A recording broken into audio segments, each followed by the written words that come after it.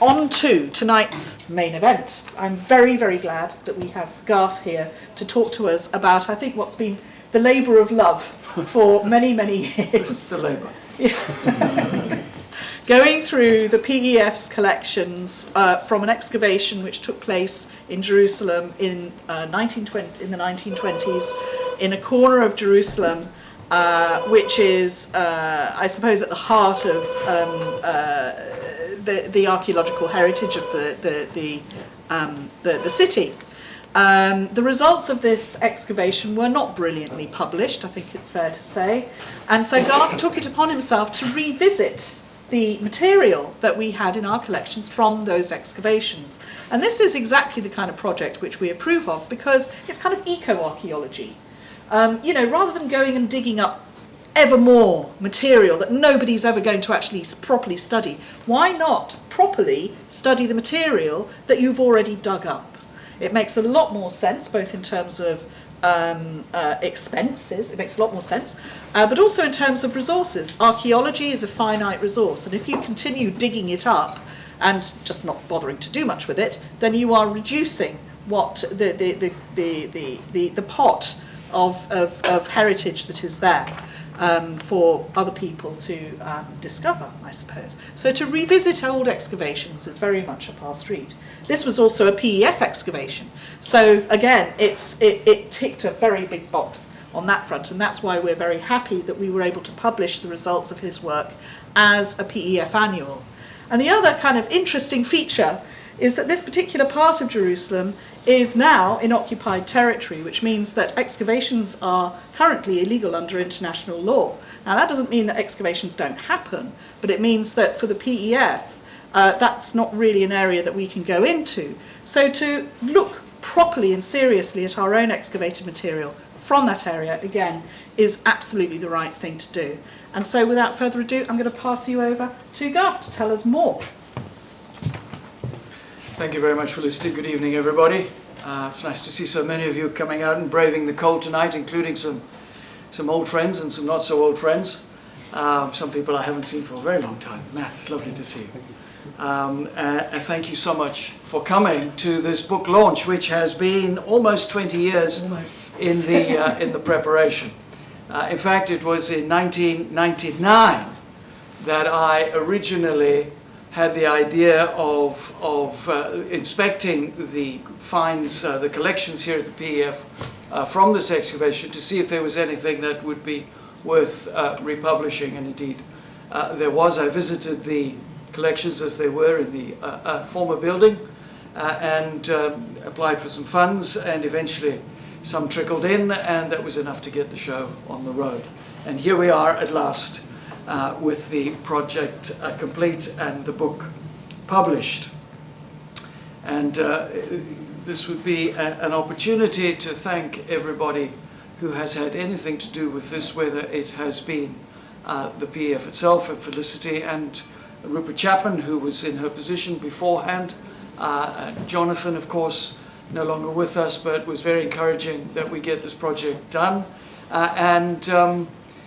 Also, I'd like to name Professor Williamson, who was very encouraging to me when I was at Oxford, and also somewhat magically procured some funding for me to travel to Jerusalem several times to do some research there. So, why do we study the past? Why do we do archaeology? What's the draw? Or what's the point? Is it simply an exercise in self-gratification? A playing in the sandpit of history? A scratching of an itching intellect? Or is that itch important? Something more than just curiosity that demands inquiry? I believe that archaeology has meaning because the past has meaning. We human beings are different from the animals. We have a conscience, an awareness of self, and with that awareness comes an understanding that we are living in a fixed point in space and time. We have a future, even an eternal future, that raises questions about eternal destiny, transcendence, and an awareness of the divine, that we are but flesh, and that there is something more, something greater than us, outside of ourselves and yet critically relevant to ourselves. We have an awareness of, if not where we are going, then that we are going somewhere. And not just when we die, but we, the whole of humanity, has a future. People will live on after us, our children and their children after them. And allied to our awareness of the future, of course, we also have an understanding of the past. That others have come before us, and not just our parents and their parents, but the whole of humanity until now. And because we are human, that matters. The past gives us identity. It gives us insight into who we are, where we come from, why we are what we are. And it feeds into our awareness of where we are going. Because we are humans, we need to know about the past, about our past. The past tells us something about who we are, where we come from, and where we are headed. And so the awareness of and study of the past, of history and archaeology, is a product of our humanity. It's something that separates us from the animals. It feeds our identity as people and defines us as more than just a remarkable grouping of cells, as something much more special than that. There is a consciousness of eternity, past and future, that accompanies our personness. The study of Jerusalem cannot be done in isolation. It is not enough to study pottery for its own sake, interesting though it may be. It's not enough to excavate Iron Age 2 layers simply to understand the relationships in space and time, the way buildings relate to each other, the chronology of bowls and jars, how later levels replaced earlier ones. We cannot study the archaeology of Jerusalem merely for its own sake. Rather, the wider significance must be considered. And because of Jerusalem's unique place and role in world events, in history, the responsibility resting on us who are privileged to study the past of Jerusalem is greater perhaps than elsewhere.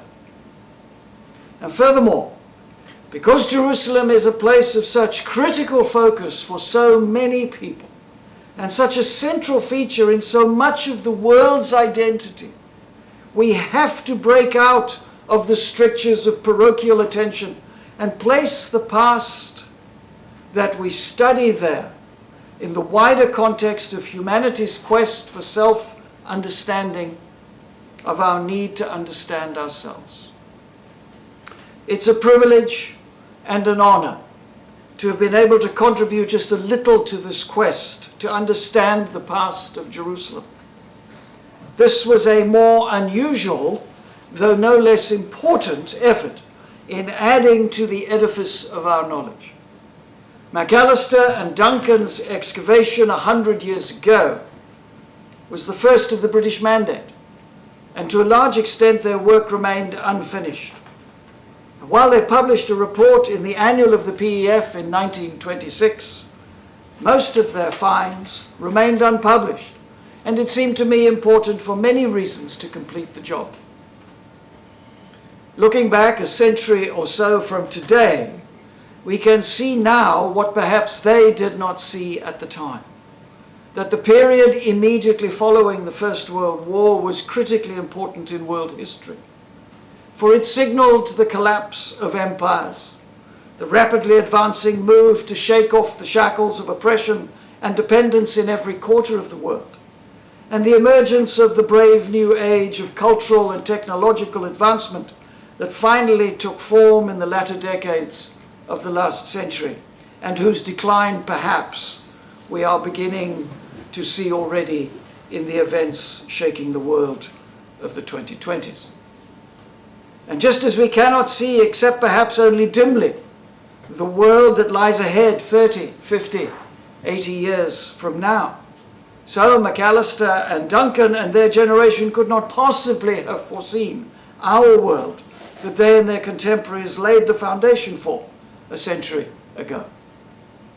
What is more, they could surely not have foreseen that this little area of Jerusalem that they excavated would over the next 100 years become so much the focus of ever more excavation and exploration.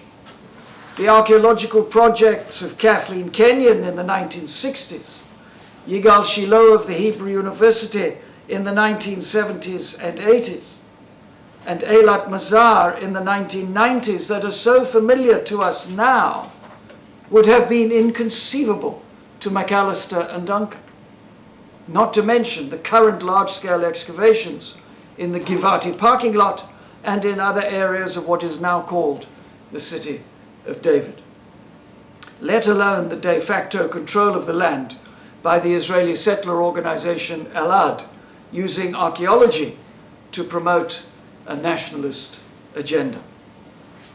The expansion of the population of Jerusalem over the last century, allied with the competing claims for the land, differing narratives and ongoing conflict, have made this small area of the Holy City a critical focus of attention, archaeologically and politically.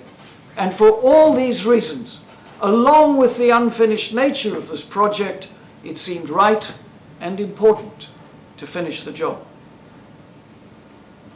Insofar as stratigraphy is concerned, and those of you who are archaeologists here will be licking your lips at that word, stratigraphy, and the accurate recording of archaeological features during the excavation, I'm afraid there are no records in the PEF archives. The absence of notebooks and stratigraphic records is a serious hindrance to the accurate assessment of the pottery and other finds, and of the archaeological relationships at the site that scholars today take for granted. However, there were plenty of finds in the PEF archives, and despite the disappointment that accompanied the closure of the excavation in 1925, my hope was that among the finds there may be some jewels among the dross, something that Macalister and Duncan themselves did not recognize, or that since their time has become critically important. And in this quest there was some success, as there are some important finds and some that are quite unusual. So let's now have a look at some of these. The small number of Iron Age I vessels from the period of Israelite settlement in the 12th to 10th centuries BCE add to the growing corpus of finds from this period in Jerusalem and contribute to the ongoing debate about the size and character of the site in the period before the rise of the monarchy. The Lamelech jar handles found by Macalister and Duncan were perhaps the best known finds from the dig before I started this project, and they are published fully here, along with other significant seal impressions from storage jars, not least a wheel stamp impression, similar to one recently excavated in the southern Shephelah, that is a potential indicator of early state formation in Iron II, and also what I consider to be a fun piece that looks to have an animal paw impression that defies straightforward interpretation. From the Islamic period comes a small piece of red glass that adds to the still small but growing corpus of similar finds from Jerusalem that recent excavations have indicated were locally made rather than imported from Egypt, a big change to what was thought just a few years ago. And two incense burners proved to be interesting and important finds. One made of fired clay from the later 1st millennium BCE, the other of carved calcite from the medieval Islamic period in the later 1st millennium CE. Both of these are unusual finds in Jerusalem, and they give important insight into the trade networks in incense between Arabia and Jerusalem in these periods. But surpassing all these in significance, and indeed in my surprise at finding it, is an Iron Age II potsherd incised with two deity figures, one male and one female, which I have interpreted as illustrating Yahweh and Asherah together. My publication of this piece in the Palestine Exploration Quarterly in 2009 saw it take its place among the important finds underscoring the extent and importance of the worship of two deities in ancient Israel and Judah, and its value provides ample justification for taking on this project. It seems appropriate on this occasion, at the book launch, to spend a little time looking briefly at each of these significant finds. And if you want to look at them a bit closer, or review the information in more detail, I invite you to purchase a copy of the book and study the material at your leisure.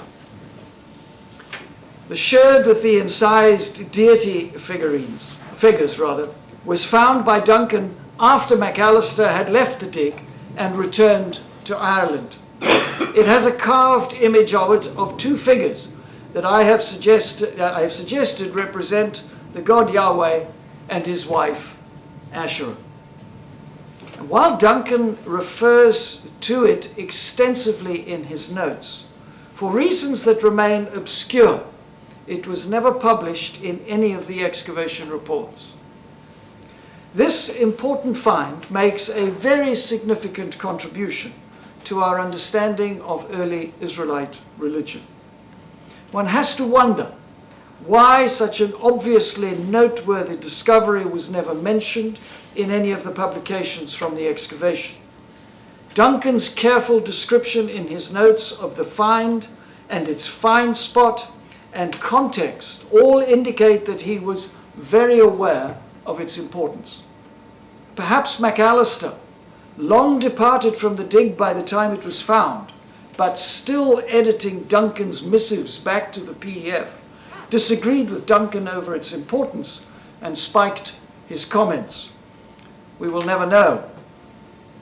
The image on the sherd is vivid, clearly showing two figures, male and female. Not exactly holding hands. They don't have any arms or hands, but in an embrace of sorts. Their godly identities are demonstrated by the semicircular headgear on the male figure and the pubic triangle on the female, both of which are strong tropes harking back to Canaanite times, when male and female deity figurines were much more prevalent than in the late Iron Age. The corpus of finds indicating the veneration of a pair of deities, one male and the other female, during the period of the monarchy in Israel and Judah has grown substantially in recent decades, and now includes inscriptions such as those from Kuntilet Ajhud in the Sinai, referring to Yahweh and Asherata, or Yahweh and his Asherah, architectural features showing a clear pairing in religious contexts, such as at the small temple at Arad in the Negev desert, and the pairing of artifacts of probably religious significance at a number of sites, not least Megiddo here, Lachish, and elsewhere.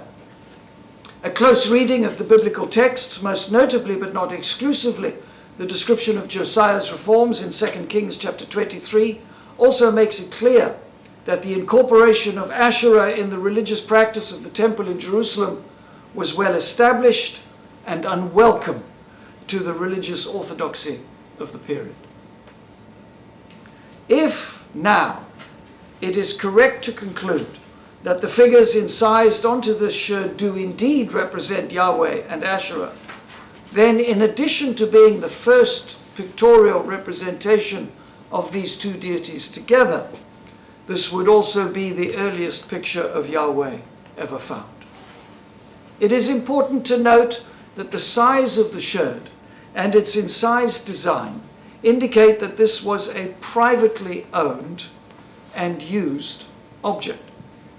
And while the image on the sherd may have been carved for use in private domestic religious exercise, it must have been inspired by visual representations known to the artists. For the user, these images represented the gods that they honored, aniconic restrictions on images of the deity notwithstanding. Whoever carved and owned the sherd had a concept of Yahweh and Asherah that is here portrayed pictorially, and that the images so obviously preserve critical elements of much earlier Canaanite deities tells us a good deal about the development of Israelite religion, the ongoing influence of elements of Canaanite culture in ancient Israel, and the ability of long-standing traditions to reach through time and regenerate themselves in new circumstances. As I mentioned, the jar handles with lamellic stamp seal impressions were probably the best known finds from Macalister and Duncan's excavations before I started this project. But these are not the only jar handles, of course, and one in particular, a jar handle with a wheel stamp impression, may turn out to be more important than we might have thought even recently. This unusual type has only 3 parallels, all from the Hebrew University excavations in the same location in the 1970s and 80s. 2 of these are illustrated here. The third was not illustrated in the earlier reports. These all came from undiagnostic contexts, so their date is unknown, but the type of handle and the wear on our example reach too. Recently, a similar stamp impression, this time on a bulla, which is the clay residue from a private stamp, this time on a bulla rather than a jar handle, was excavated in a clear stratigraphic level at the little site of Khirbet Sumeili near Tel El Hesi, southwest of Jerusalem. Unlike those from the city of David, it appears to have 8 spaces rather than 6, but otherwise it is identical in size and in design. The Sumeili excavators assigned this bulla, along with 3 others nearby, to an administrative context that they dated to the late 11th and 10th centuries BCE, very early in the Iron Age too. Now, for those of you who are familiar with the various debates and arguments and attacks from all sides about the rise of the monarchy in ancient Israel, those dates, the late 11th and early 10th centuries, very early in the Iron Age too, will ring a bell. They're very significant, very early dates. They conclude, the excavators from Khirbet Sumeili conclude that these finds should be added to others from Tel El Hesi itself and elsewhere in this period that show a level of political and economic complexity indicative of early state formation, very early in Iron Age too. The discovery of the Khirbet Sumeili bulla, with a stamped impression very similar to the 4 from Jerusalem, and for the first time from a location outside Jerusalem, and furthermore from a stratified, well-dated, excavated context, should cause us to consider whether those from the city of David should also be understood as administrative stamp impressions and likewise assigned to a date very early in Iron Age too. If so, then taken with other evidence for the rise of an early state in the late 11th and 10th centuries BC, our jar handle from Macalister and Duncan's excavation and its parallels may assume greater significance than hitherto accorded them. Well, excavations are ongoing in the city of David, of course, and elsewhere in Jerusalem, and it is to be hoped that more examples of these wheel stamp impressions will be found in sealed, datable stratigraphic contexts, so as to bring greater clarity to the origins and uses of these objects and their potential significance in the political and economic activity that took place in Jerusalem in the early Israelite or Judaite state. Another jar handle has an impression that appears to imitate an animal paw print. The impression was handmade rather than with a stamp. It does not resemble the spoor of any particular animal. I'm sorry, it's not a cat. The potter used a sharp tool to make the claw marks and used finger impressions to resemble the pads. What was the potter thinking? And why was this made? Perhaps it was intended to represent a pet, or a particular animal, or else it may have been made for a child, but without any context or parallels. This is all speculation, and the handle remains a mystery. 5 jar handles with lamellic seal impressions, so called as they have this word meaning for or on behalf of the king, as part of the stamp seal, are in the PEF collection. And 2 of them also had concentric circles carved on them. In addition, there were another 5 handles with just concentric circles. Also in the PEF collection from this excavation are 10 further handles with rosette seal impressions. These jar handles have all been the subject of intensive study over the years, and until recently there was a consensus that the lamellic seal impressions dated to the end of the 8th century BCE and were related to the Assyrian invasion of Judah by Sennacherib in the year 702 BCE. The majority of the country was destroyed by these attacks. The fertile farmlands of the Shephelah were handed over to the Philistines for olive cultivation, and Jerusalem itself survived only because the Assyrians called off their siege and returned home. Judah then became a vassal state of Assyria, and the first half of the next century, under the reign of Manasseh, saw the little kingdom struggling to rebuild following the economic and political devastation wrought by Sennacherib. Excavations at Lachish, level 3, which was comprehensively destroyed by the Assyrians during their campaign, clearly linked the lamellic jar handles with the Assyrian invasion. Shattered jar fragments and handles with the lamellic seals were plentiful in the Assyrian destruction level, but no such jars were found in the subsequent levels. In and around Jerusalem, however, which survived the siege and so was not destroyed, these jars continued into the 7th century, along with the newly introduced rosette stamped jars. It was concluded by most scholars that the lamellic jars were manufactured in the lead up to the Assyrian invasion, and that the inscription, lamellic, meaning for or on behalf of the king, suggested a royal initiative to store supplies ahead of the advancing threat. After the invasion, the rosette jars were introduced and gradually replaced the lamellic jars. Well, put out a theory and somebody's bound to contradict it. Oded Lipschitz of Tel Aviv University has recently re-evaluated the distribution and chronology of the various stamped handles from the time of the Judean monarchy and beyond, and has concluded that they are all elements of a new economic and administrative system that was introduced when Judah was integrated into the Assyrian Empire earlier in the 8th century, and persisted until the founding of the Hasmonean state several centuries later. In his view, the lamellic jars continued to be manufactured after Sennacherib's invasion and the destruction of Lachish level 3, and were gradually replaced by jars, first with the concentric circles and then later with the rosette stamps. Now, this is not the place to critique Lipschitz's new interpretation in any detail. You can read my more detailed review of his ideas in the book.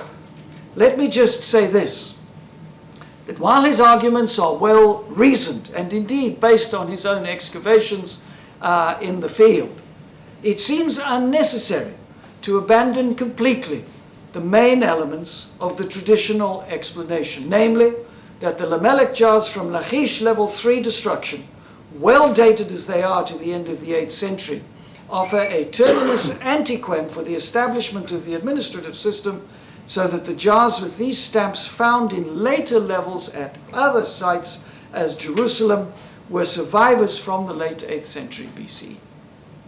But furthermore, while Lipschitz has suggested that the concentric circle jars were the successors of the lamellic jars and predecessors to the rosette jars, he does not explain why the potters manufacturing these jars did not use a stamp before firing, rather than waiting until after the jars had been fired and were much more difficult to work with to incise a concentric circle design into the hardened, fired clay. The carving of the concentric circle design on the jar handles is extremely inefficient and labor-intensive, and quite unprecedented in the long history of these administrative jars that Lipschitz so carefully describes. It seems to me that a more likely scenario is that the concentric circles were incised on the jars that survived the Assyrian siege. Why? The Lamech impression is exactly that, a royal symbol of the king of Judah. It has this eagle, others of them have a royal scarab, and above the impression there is the word Lamelech, and underneath the name of one of 3 or 4 towns. So it's a royal symbol, it even mentions the name of the king.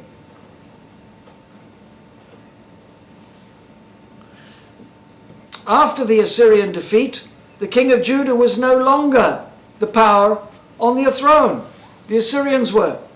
So a simple solution was found by the Assyrians to overwrite the Lamech seals on the surviving jars by incising a concentric circle design on their handles, thereby cancelling out the royal Judean image and replacing it with an imperial Assyrian image. But why concentric circles, you ask? It appears that the concentric circle design had royal significance for the Assyrians, as it appears in a number of imperial contexts. Just one example will suffice here.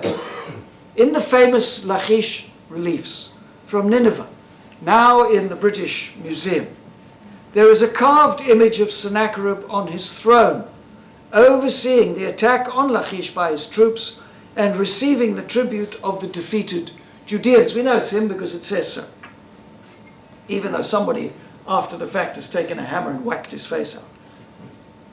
A closer look at Sennacherib's robe in this image shows that it is covered with concentric circle designs, clearly holding some symbolism of the man himself and his royal position.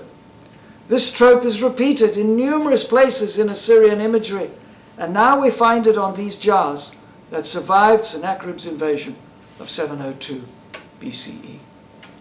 The example from Macalister and Duncan's excavation are an excellent example of this imperial overwriting, as 2 of the handles have the concentric circles carved alongside the Lamech impressions, while 5 handles have only the concentric circles.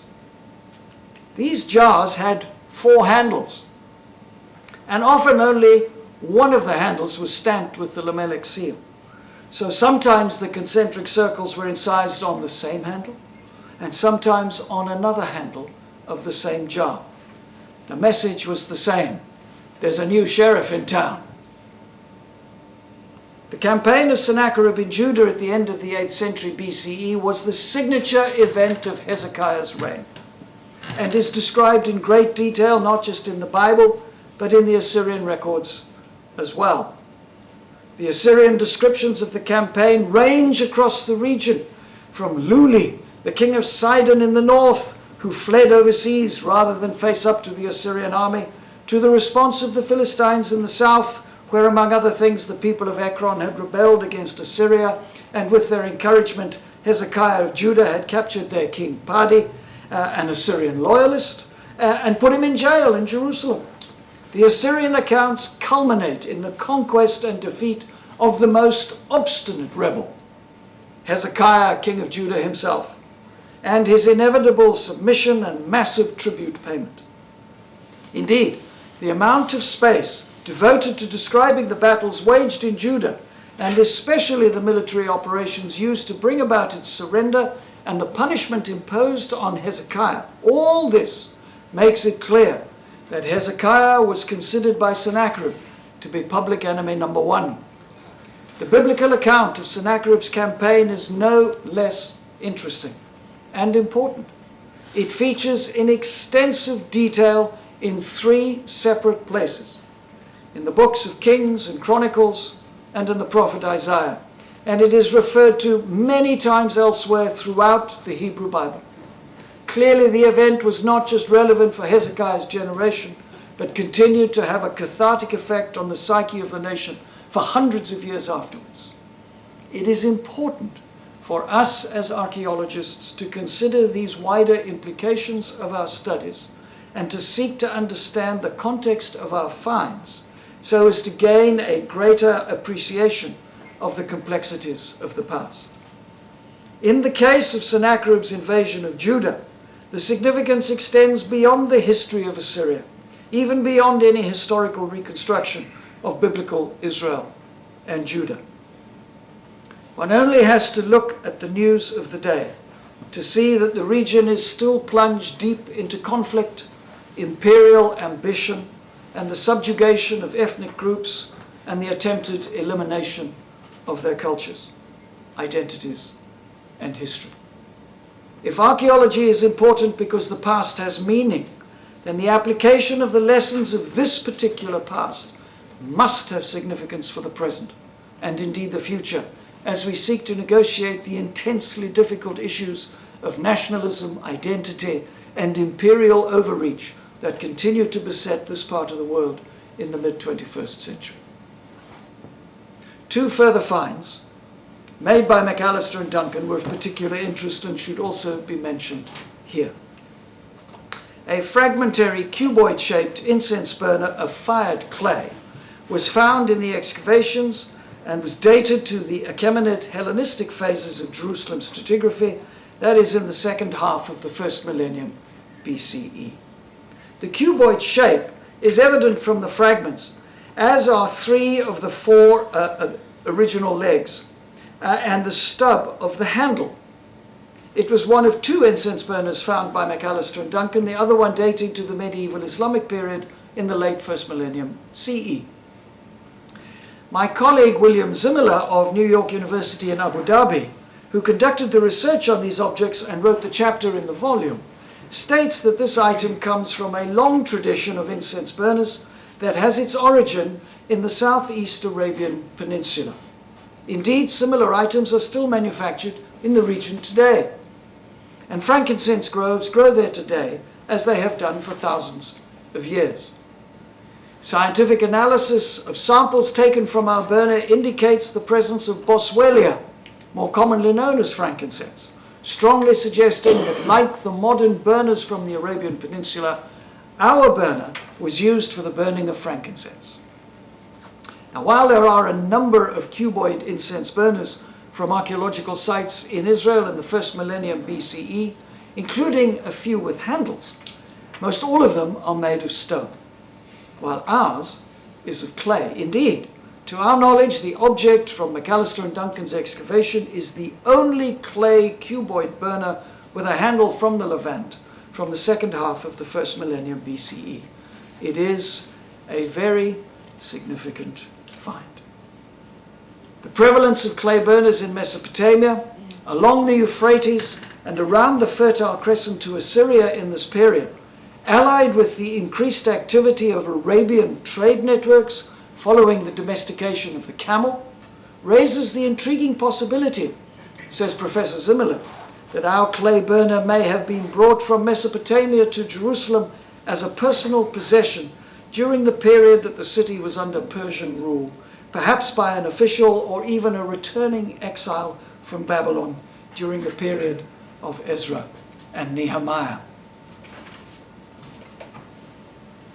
And among the more exotic objects, and one of the biggest surprises from the corpus of finds, is this tiny piece of red glass from the Mamluk period, that is from the 13th to 15th centuries CE. It's very small. That's 1 centimeter. So it's only 2.5 centimeters across the base, and it's just over 1.5 centimeters high. Close-up pictures show how delicate it is, and also highlight the dark lines running through the glass.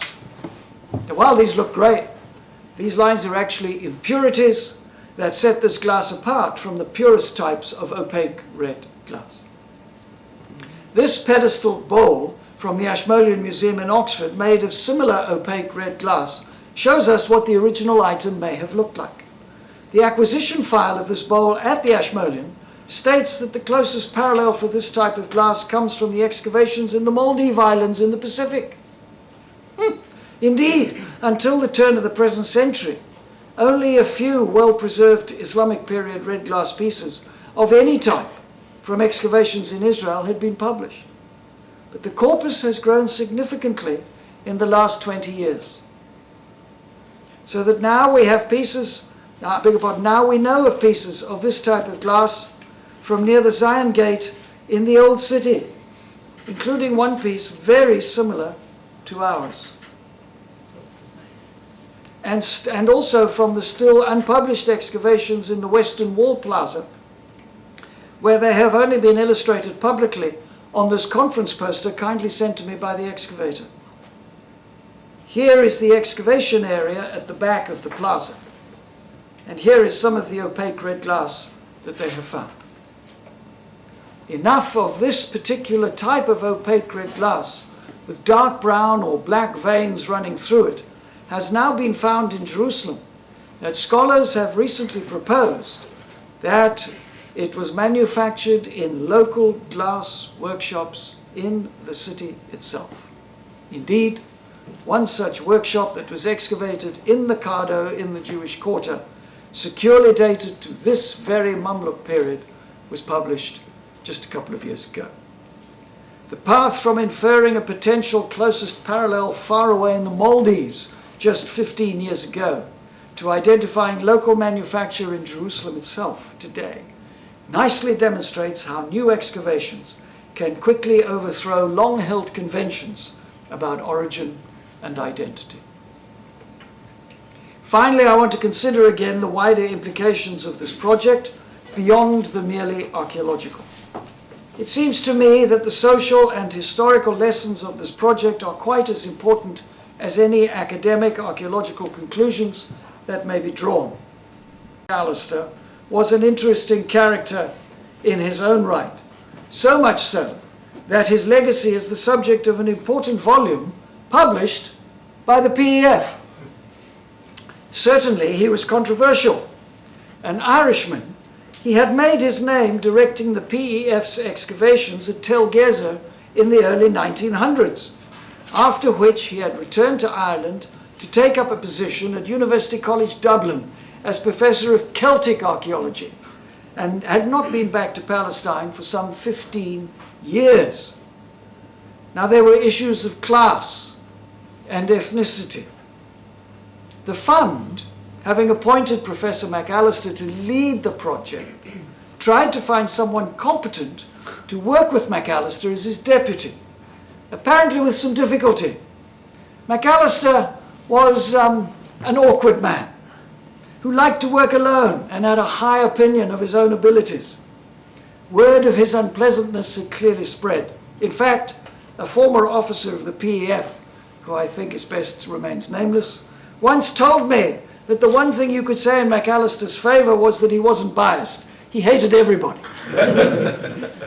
Only one application was received from the Reverend John Garrow Duncan, a Scottish priest who had spent time in the Middle East and had some experience working on archaeological sites in Egypt, with Flinders Petrie no less, in the 1890s.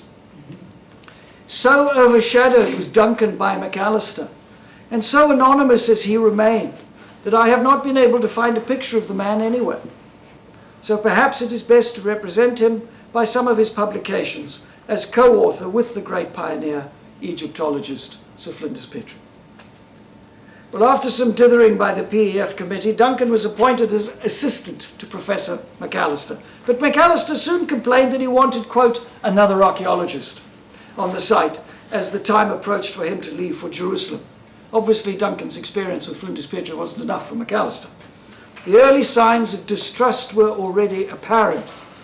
It is clear that Macalister viewed himself as an upper-class patrician type and looked down on Duncan's Scottish heritage, his accent, and his country manners, as did the committee.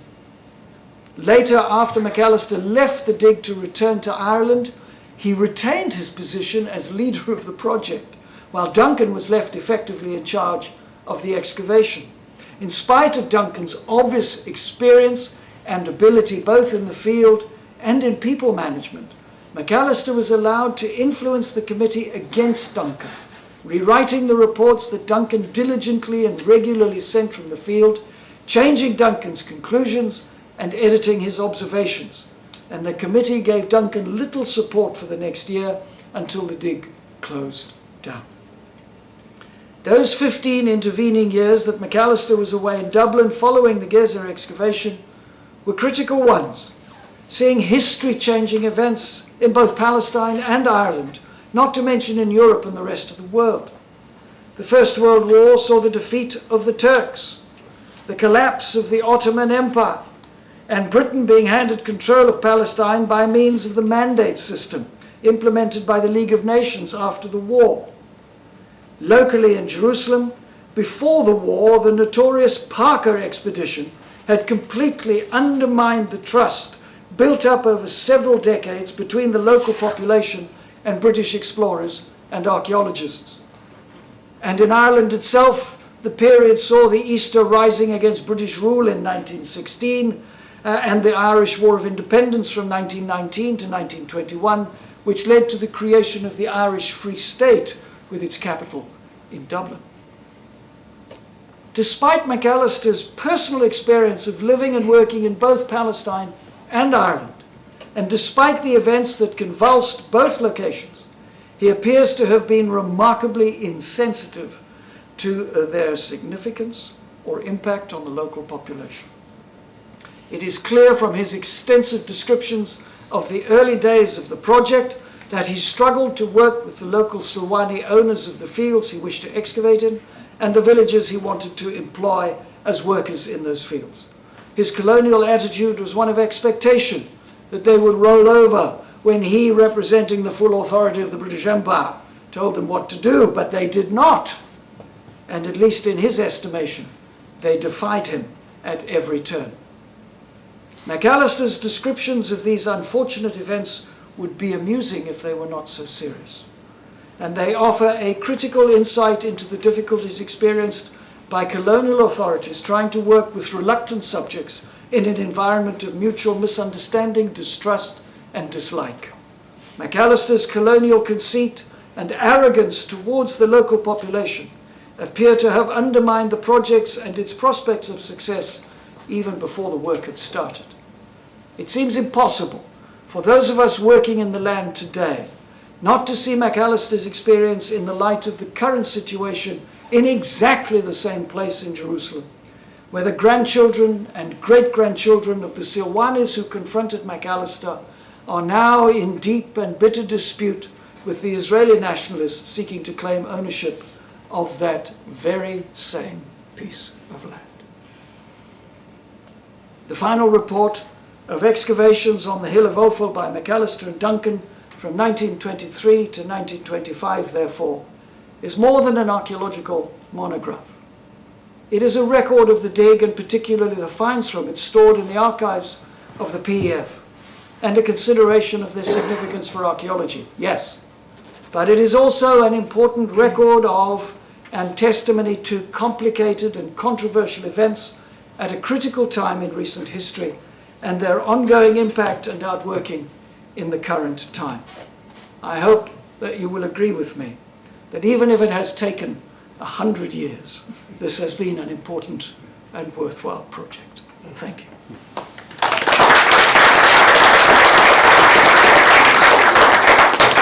Thank you very much, Garth. I'm going to ask Hugh if you would like to say some remarks and take a few questions.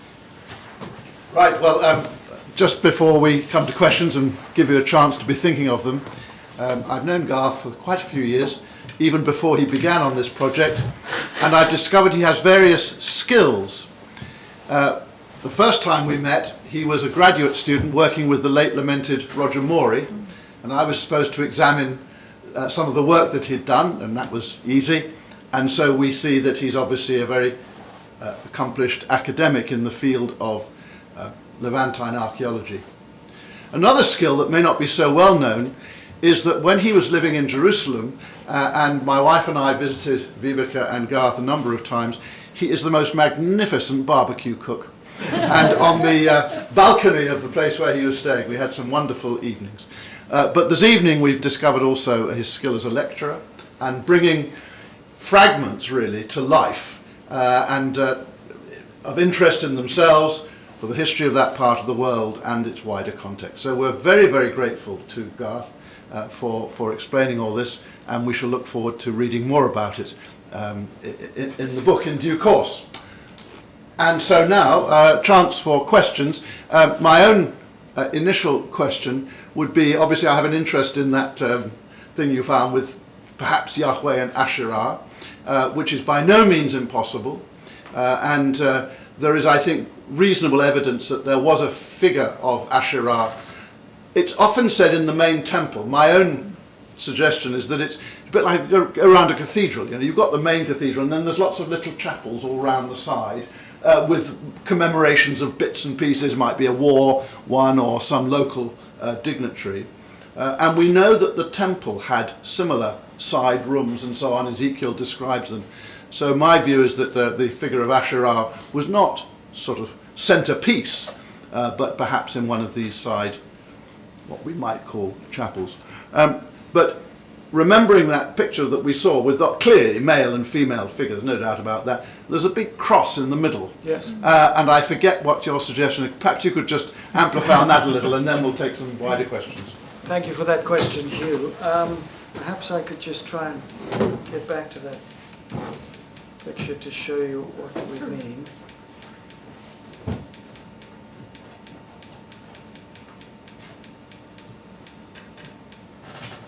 Nearly there.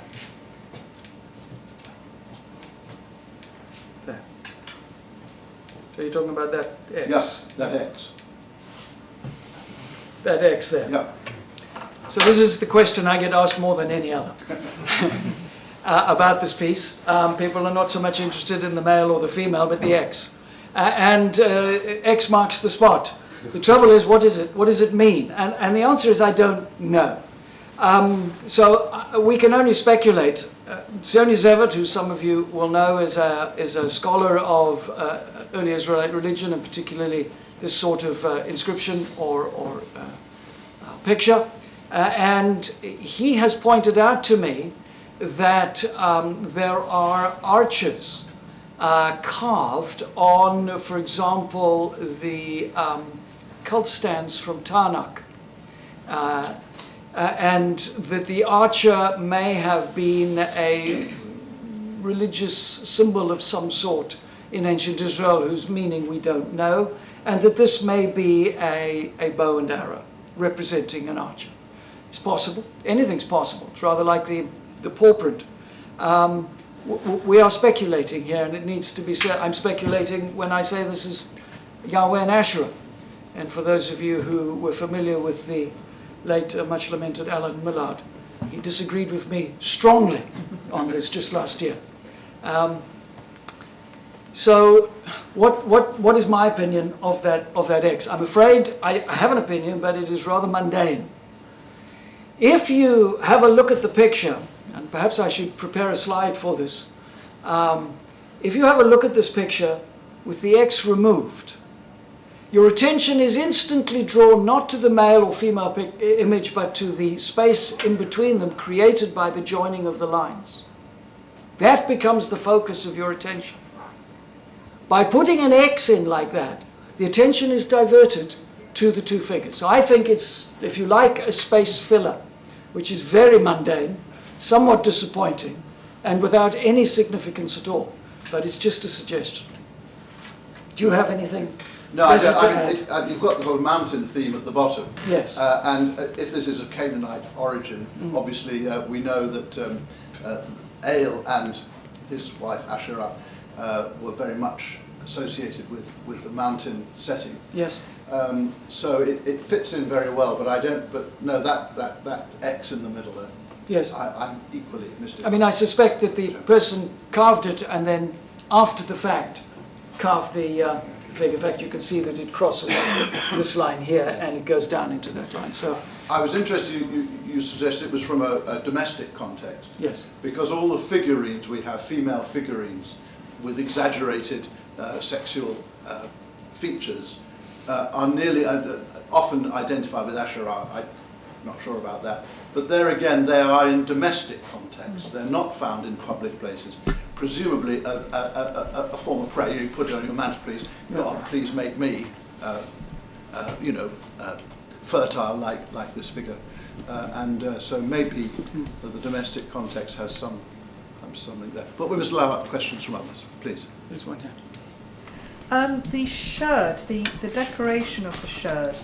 This one? Yes. Is it? It looks like it was made post-break. So the mountains at the bottom, it looks like they dig into the edge of the sherd, indicating that they were made after the sherd was broken from the pot. What do you think? Yes. The answer is yes, it was. It's very clear that the sherd was a broken sherd that was then taken and reused to create this image. In fact, Duncan, in his notes, I mentioned that Duncan spent quite a lot of time in the notes that we do have from Duncan. We don't have his field notes, but what we have are essays that he wrote or descriptions of various finds. And he not only wrote a lot of descriptions about this item, describing it in some detail, but he also carefully wrote about where it was found and the stratigraphy. In fact, it's the only piece of stratigraphic description that we have. And he identified that it was in a pit because the stratigraphy had been reversed. So he did know a bit about stratigraphy, and if only we could get his field notes, this would be a huge benefit to whoever wants to study this stuff further, if anybody does. But this was carved after the fact. You can see that there is a cut here, and on the back there is another cut. And Duncan describes that he made these cuts because he wanted to see what a fresh cut in the pottery would look like, because he suspected that one of the workers had carved this thing to get some extra bakshish, because the way that they worked 100 years ago was that people who found significant finds got extra money. Yeah. And so he thought maybe one of the guys was pulling the wool over his eyes, but he was not. And so that is why you have those lines with dotted lines. If you have a look at this picture here, you can see where in the jar this particular sherd comes from, and you can see that if it had been original, I mean, it's very clear that it's carved after the fact, but if it had been carved like this, it's all upside down. I mean, it's to the side, it's completely wrong. So clearly the sherd was used after breakage as the object on which the image was carved. Yes. I'm interested, thank you very much, very interesting lecture, thank you very much. I'm interested in the Lamech jar handles. Yes. Can you tell me what script the Lamech was in? Because it doesn't look like Hebrew, it doesn't look like Paleo-Hebrew. Is it cuneiform? No, it is in a form of Hebrew. Paleo-Hebrew. This is a gentleman to speak to about that. I'm trying to see where it is. No, it doesn't matter. I mean, if he says it's Paleo-Hebrew, that's fine. It's the next one. Yeah, it is. Hold on 1 second. We'll get there after the cat. So, this is a cough, yeah? Yeah. They're not very clear. You can see it there. But they are done in Paleo-Hebrew. Fine. Other questions? Any other? Well, yeah, I'll come back to you if I may. Yahweh and Asherah, don't they have a Hittite origin way up north? The origin of Yahweh and Asherah. Asherah was, I mean, there's all sorts of implications. You've got similar names for female goddesses in different cultures surrounding Palestine. So to the north you've got Astarte, you've got Ashtoret, you've got Ishtar in Babylon, all from the same root. All reflecting different aspects, different cultural significances for female goddesses. Some of them are one amongst many, some of them are, others of them are the one and only. All of them, to some extent, are important in the pantheon of those areas. So the one that really is closest to our area is the Canaanite area, where we know that this figurine or this deity was venerated. I don't want to use the word worship because I think that contains far too much far too many implications, but was used in religious exercise, was the object of religious devotion. And in Canaanite context, she's called Asherah. And so that's the one that comes down and is mentioned in the Bible, and probably because of the ongoing influence of Canaanite tropes and images and ideas that were repressed and allowed throughout the period of the monarchy. And in this particular period, what's interesting is that after the destruction of the kingdom during the reign of Hezekiah by the Assyrians, Manasseh becomes king, and he throws open the kingdom to anybody who could come and bring some economic benefit. And the kingdom is in such a mess. They've lost all of the agricultural lands to the Philistines. They've got to pay huge amounts of tributes to the Assyrians. And yet, by the end of Manasseh's reign, after 55 years, where he took it over, it was a basket case. By the end of its reign, Jerusalem is once again a major international trading entrepot in the Middle East.